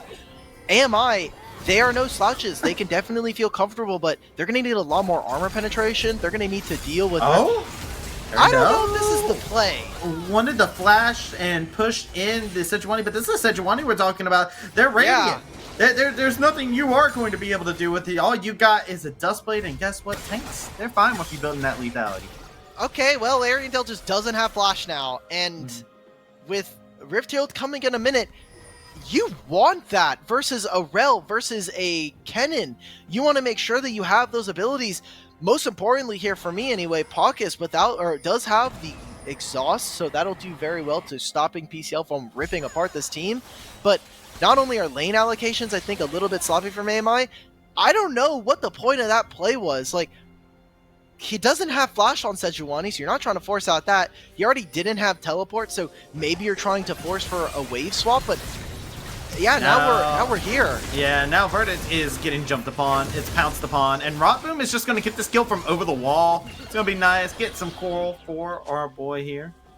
And that is a nice play for them. And AMI, they're going to have to just give up Rift Herald and just say, all right, you know what? Fine, Ariandel, go ahead. Push down that tower. Get us some more money. Huh. Interesting. Yeah, I mean, now Bel'Veth gets that true form they were talking about. They get the top tier 1 as well. All of this focus for AMI is now around Ariandel. Everybody has been playing around him. He's been able to find kills, and now they're actually even trying to find this flank. I mean, they didn't have to use the Slice and Ultra before, so why not? PCL alone is enough to decimate the HP bar and leave them zapped here. Going to go ahead and use the Gangplank ulti. Get a little slow in there, and that's just enough to deter them, to keep them off of the pursuit. You overstay this. All 4 members were around. Okay, they dispersed. I was about to say. Yeah, I'm confused now, Travis. I'm just going to be 100% honest. I don't see why. I know why PCL made that play. That seemed like there was an intention behind it. Try to make this combo onto Sivir, though. Yeah, they're going to be able to do just that. Rotboom is in a terrible situation. The Requiem comes down and secures the kill. But while this is all happening, there's trades happening on the top side of the map. The Bel'Veth absolutely solos out Decoy. And now Paucus also has to bear the consequences of the actions here. AMI, oh, God. They're taking L's on the map. Everywhere. It is a win for Aporia. Excelsis now finds those kills, gets more of his true form, and will be able to summon down the Rift Herald. Look at all these little voidlings, man. Fishies. They've got little hats and everything. This is just like Arena. They bought the Kappa juice. They've got the Kappa juice. They're going to take all of this. They're going to be able to recall, take his entire top side jungle as well. Baz does no damage on this Karthus quite yet. So the fact that they're going for that play, you're relying on, hey, we need the Gangplank ult and the Karthus ult at the same time. AMI just not firing at the same rate, and also a punishment because he doesn't have that flash for Ariandel. Almost makes me feel like a little bit of overzealousness coming out from AMI, right? They started things off with a nice early lead, and now they've had a couple different plays that have just gone south, right? That bot lane play was a play that they decided that they wanted to try and start up. So now my question is, right, is the answer back just so much that you decide that you need to play things back a little bit, right? The gold lead is starting to go over the other side of the map. Aporia is able to start getting little leads here. Your composition that has 2 massive scaling champions are kind of getting deterred. Yeah, it's not looking good. Your tanks are behind. Your damage carries are looking fine. So really hoping that the resilient kit of someone like Verdict, of Paucus, can hold on and be relevant as the game goes on. We've got Dragon already being started here by Excelsis. So, Travis, we've said it here, and we'll keep saying it as long as it is true. AMI are fully playing for Ariandel at this point. Oh, 100%. Like, they know that Decoy on this GP, he's going to scale. He's actually got 2 items and is not looking too bad right now, but even Baz going to be picking up that second item. It looks like he is going for... Man, what is Hextech Alternator? Is that Horizon Focus? I believe you are correct on that. Yeah, okay, Or so going Shadowflame, for right? Shadowflame, it might actually be Shadowflame. I think, yeah, Shadowflame has HP on it, so that's probably the more likely. It's probably the more likely option here. I'm gonna just take a double look. Yeah, it is Hextech Alternator. I forget because I hate this item. Alternator is just cringe everywhere. I'm sorry. You heard it The here first. item is just degenerate. I think it is.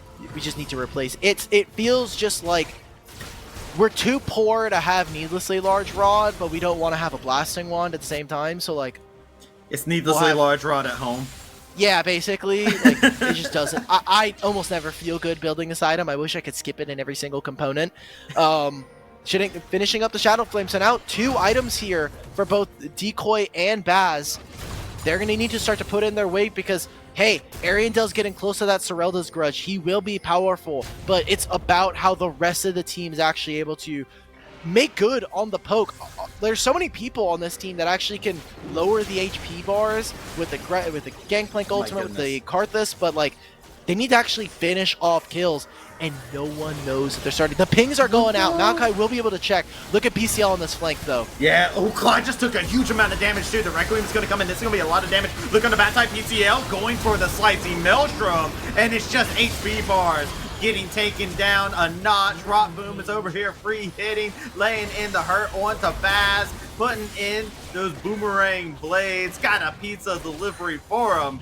And Baz does not like the order that is coming into play. Decoy, go ahead and let loose with the artillery. The cannon barrage coming in. It's enough to deter them from this Baron for a moment, but just barely peels them off from this Baron play. But that still was a nice swing of gold still. That's a huge win for them, right? Like 2 kills again. Ariandel went from 5-0 on this champion to 5-4. This is not looking comfortable. This is one of the reasons why, hey, Jace is not, Jace is very strong right now because people are playing for lane so heavily right now. We're talking about how strong AD mids are. But when you're playing this Sejuani, and especially with how early on we saw Zhao Danny get ahead, this feels like a perfect champion for him. Yes. I've talked about this. In terms of his champion pool, he has tried to play some aggressive matchups, but he has always been better on supportive picks like the Seraphine. And now adding the Sejuani here, I think gives this team a very clear ability of when they can go in. You have already PCL with this Kennen. So between him and Rockboom, the mid support duo actually of Aporia should be able to lead this team to victory and allow for Excelsis to continue carrying this game. I love the pace that Aporia is trying to keep here. They're keeping everything pretty fast around this Baron. They're constantly threatening it, and I love this from this team. They don't want to give AMI a moment to get comfortable. The thing I don't love is they are eating up this poke for free right now. They are taking so much damage as a result. Thankfully, everybody's able to disengage, get back. Rockboom can clear out a wave, no problem, and the Maokai ult's gone, but you can tell that they definitely want it. They want to get the siege going. Oh! Rockboom! Okay, Decoy, that was a clean barrel lineup. And that right there might be the difference maker for this team, as they're going to immediately head over to the Baron. Now, they don't have the best amount of Baron damage. A lot of this is predicated on Ariandel right now, and this is how this team should operate. Poke out the members of Aporia, whether that be with Jace or with the Karthus and GP. PCL now doesn't have Flash, but he has the ultimate coming up soon. Big head up for us, but it hits on the 2 members. Here we go. Fight into the back line here. PCL trying to get in, slicing Maelstrom. They lay in the damage, but look at it. As you said, this Belfast has had enough. They have laid so much hurt down in that fight. Decoy having to scramble for the hills. This Belveth looked like they took no damage in the midst of all of that, and they are eating good. A nice shutdown added into the Belveth KDA. Oh my god, and it's still true form Belveth as well. They're not going to be able to go for this. Dragon spawning in 20, like, he is doing so much extra work. The difference that this champion is able to make when you actually do finally get evolved, or when you're able to even possess someone as Belveth, it means that there is so much damage available for you. So now here for Aporia, they're going to continue their gold lead. It is minor at this point, as a lot of the shutdowns were going over to the side of Apex Mission Impossible, but I guess shining grace for them is the fact that the Excelsis is going to be running out. We'll be actually going back to not even a regular evolve, but just base form Belveth, which is very weak in comparison. doesn't have as much mobility, cannot jump over walls, and definitely has a lot more limited tools available to them. Dragon is spawning, and that seems like the trade here. Apex Mission Impossible, they cannot turn towards the Baron. They do not have good enough damage to be able to take this fast enough. They need to either enter into this pit or move and kind of fix some of their side lanes. I wish that they had fixed this top side. They would be able to force for this Baron a lot more. I think it's just too late. Excelsis is soloing this, and Aporia is walking over. Yeah, they do a good amount of damage to it, but I don't think they do it nearly fast enough, and they didn't even start the Dragon up. They're coming over here. They're full committing to try and interrupt this. The Baron will be gone. It's a Baron that has been secured. The slice of Maelstrom into the backline. PCL gets blown up as a result. Clyde marching forward, but Celsius coming in. Rock Boom is here. He got the reset. Well. He got the reset. Look at the damage being displayed here. Clyde is in hot pursuit of Celsius, dropped down pretty low, but Rock Boom, that secondary carry, has been quiet inside the game, but quiet no longer as they have torn apart the HP bars inside of the Baron pit, and you got the Baron buff, but at what cost? And I can't believe that Rock Boom almost didn't have a team. This guy was looking for team last split as well as now. Obviously, the collegiate season was over for St. Clair very early on for the championship. And now here again, paired up with PCL, Rockboom is just putting in work. He said, you can put me on the Sivir. I don't really care. I'm glad that there's like 7 million scryers, the blue trinkets going down there in that brush. But now for Aporia, we were worried about, hey, can PCL and Excelsis start to kind of pop off, but everyone's forgetting about Rockboom in the backline. Sivir as an AD carry, you just press that W, you get those ricochets going, and you just let in the boomerangs fly. That was an incredible fight for him. And now, they not only win that fight, they not only get to take away some more objectives from AMI, they get the turrets as well. They're now on Soul Point with a Mountain Soul for their team. They are in a devastatingly good position. The carries are looking good. The front line's looking great. We're seeing a supreme display from these players whenever they get into these neutral objective fights. You're seeing that Belveth Sivir damage coming out inside the fights. The question is, how does AMI switch the pace, right? The gold lead, thankfully for them, because they got that Baron, didn't expand too hard, right? Like, it's still about the same difference in terms of gold that they had previously. So they're cool with that idea. They didn't get anything stupidly major, but they do need to figure out a way to handle these team fights, because now it's on a timer. Mountain Drake is not something you want to deal with, especially when you've got a Karthus on your team. You do not want to deal with Mountain Soul. Yeah, at that point you just pick up a lot of armor penetration, and I will say for the side of Apex Mission Impossible, they do have that penetration, right? Like, they have the LDR, the natural armor pen of the Gangplank barrels. Someone like Jace Ariandel already picking up some lethality, as well as now the Serelda's Grudge. So it is there and available to them, but yeah, grabbing 3 Mountain Drakes and then the Soul on top of that, like you're saying, is just, that's going to be pretty difficult to deal with. And something to note here for Excelsis, actually picking up we talked about the flexibility of Belveth's builds, going for more of a tanky bruiser style with this Black Cleaver, and also being able to get the Jock Show now. So they're going to be very difficult to deal with, especially at level 16. The base stats that this champion has, as well as being able to ever get a reset in a fight, will make it very difficult for AMI. And it feels like this has to be where they make their mark. They're now 3 items deep on most of their carries. What can you do at this point? If you can't win a fight now, you're never winning a fight versus Aporia. And this is as close as the gold is going to get. Well, we see both Baron and Dragon are on the same timer pretty much, so we'll have our answer, I believe, within the next 3 minutes. As they got a little bit of time to think of it, right? There's hard to push against AMI. They do have a lot of tools to be able to clear out these waves. So I think that the next neutral objective that we have, that's the timer. That has been set. That is where you have to come up with your answer. So you better think fast if you're AMI at this moment in time. And, you know, pen could be a thing. You can start working on that, but I feel like they have to figure out a way to deal with all of this consistent AoE in these neutral objectives. These choke points are literally putting a stranglehold on them. We'll see how they set up for it. I mean, we look at Zhao Danny, he has his teleport available to him, but will have to move down after picking up this top wave. And since we do have a little bit of time, as I don't expect much to happen, we're waiting for how Apex Mission Impossible is able to clear out vision. Very important for Aporia that they not only keep strong vision, but they keep some flank wards so that they can make flank plays with PCL, who does have teleport. And his flash is looking to be available, if not on the timer for the Dragon, then maybe a little bit afterwards. Since we do have time, Yes, hit me. let's take a look at those seedings, since we do have Summer and Grapes over on the A stream going on right now. Let's see where they place them. Grapes has this team in 6th.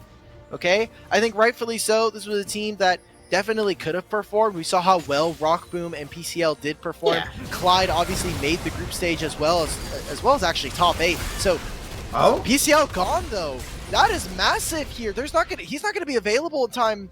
Actually, no, he has teleport. He has teleport. Yeah, he's teleport. Okay, so he's going to be fine. That's a big win. They even got the GPO for that. I don't know if you really needed to use every single one of those ultimates. Yeah, I'm not too terribly sure. Thankfully, it does have a lot of cooldown reduction at this moment in time, so the gameplay, I believe it will be up within time. But August going in, headbutt pulverizing on in. The carries are a little bit scattered on this, trying to figure out which target they want to go for. Decoy and Baz are not a part of this fight whatsoever. And Rockboom is just running at him, throwing out those boomerang blades, taking a good amount of poke as a result as well. Go ahead and re-engage the fight. Rockboom dropped under half HP. The poke is laying in. Clyde taking a good amount of hurt. Esmeralda's laying in some damage, laying in. Oh, here we go, here we go! Time. Gets the spell shield. Lots of HP again brought back. That's going to be the TP. This is Kennan coming in. PCL. Can he be the difference maker that this team needs to turn the fight back on around? Verdict has already been gathered as a sacrifice right before neutral objective spawn, and APR, they didn't lose a single soul. Okay, Baz, I'm praying, please pick up a single Void Staff. You need the magic penetration versus this team right now, and they just have to keep on fighting. Jace now in a bit of an awkward position. Ariandel, where are you, brother? Ariandel is caught out. That is the wrong side of the field. Adjusted to Beyond Pockets comes in to be a little bit of a distraction. Does the headbutt pulverize thing, but over onto the side. This team, AMI, is just so scattered. They are getting divided and conquered inside of this fight. They scattered immediately after they lost their jungler. And now, look at this. Ariandel getting caught out over the side. Was just trying to acceleration gates. Shot last. But no cheeky steals happening here. Mountain Soul attained and plenty of kills as a consolation.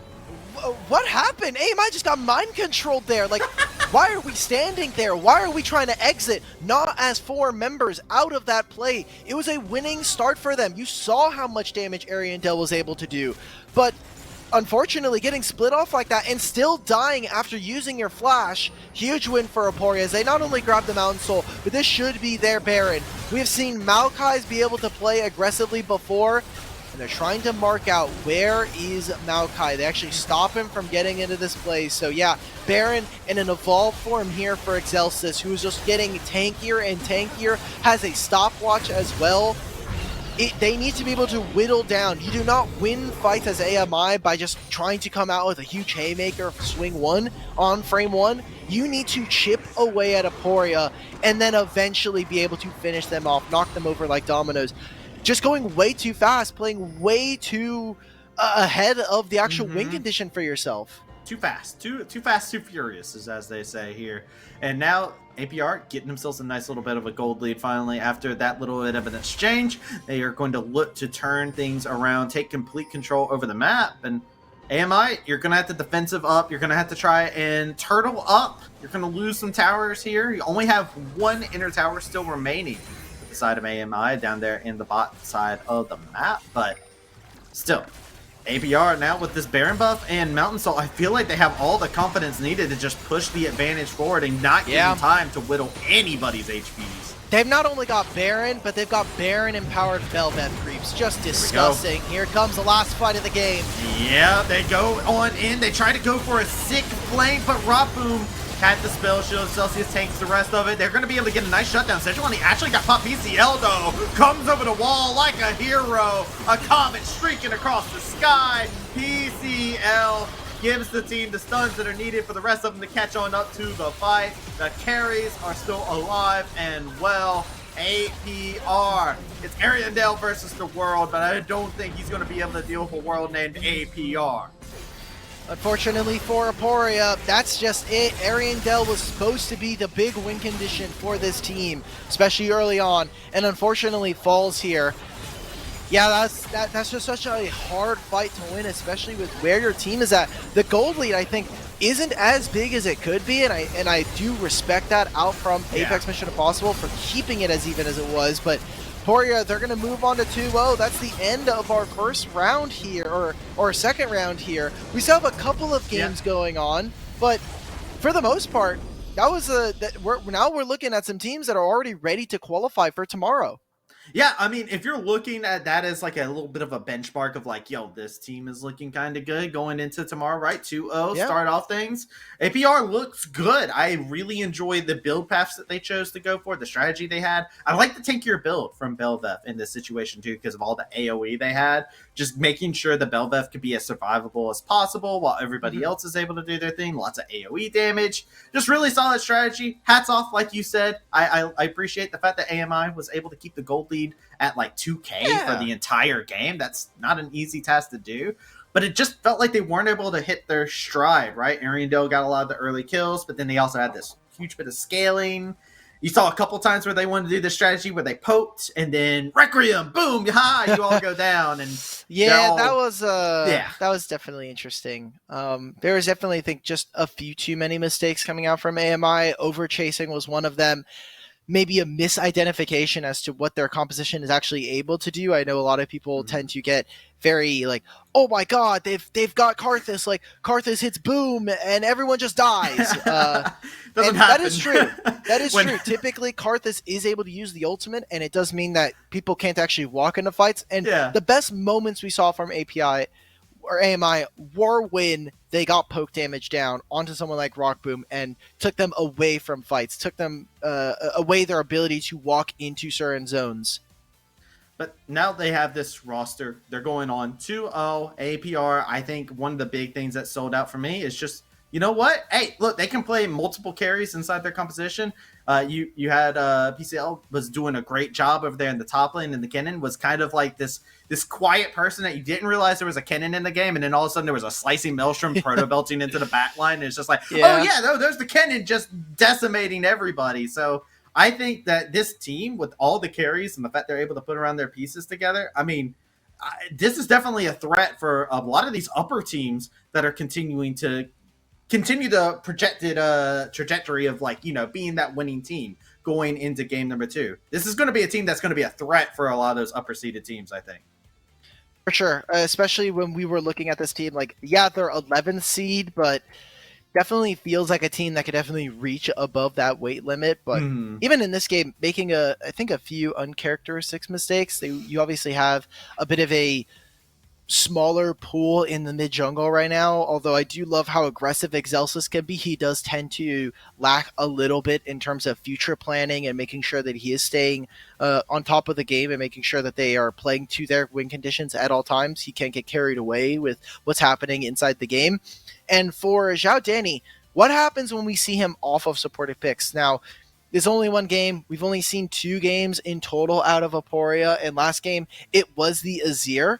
But when Zhao Danny is not on something like Sejuani, what does this team look like? How clean can their games end up being? Especially as they go on, going in as a 2-0, you are going to go be up against what looks to be pretty highly seeded teams. We have most of our results from throughout the day. And I'm looking at it. I'm looking at potentially round 3 matchups for tomorrow for Aporia, and it's not looking good. Like, you're potentially having to go up against surprise entrance return of the Middle Sticks, who actually won up against CCG. We have Cold Hearted, who actually took that win up against Timmy Turner. So there are definitely some interesting matchups that could happen tomorrow, but I think that's it. That's it. We could talk about that when we get there for tomorrow morning. Exactly. We got another day. Tomorrow is our last day of the Swiss, and that is where a lot of these teams are going to go in here. None of the teams' journeys ended quite yet today. This was just the first 2 games for all these teams. Their journey has just begun. All eyes are still set to be top 16, to be able to make that step, get into group stage, and all that good stuff. But like you said, that's it for our time here. It's been a pleasure. I'm so happy I got to cast my boy off yet again. It's always a good time, buddy. And, I thank you to everybody who came on out to the stream, hang out with us, and supported all of the Nets North American talent that you're going to be seeing coming up through the pipeline. So make sure you take care, and we hope you all have yourselves a great rest of your day.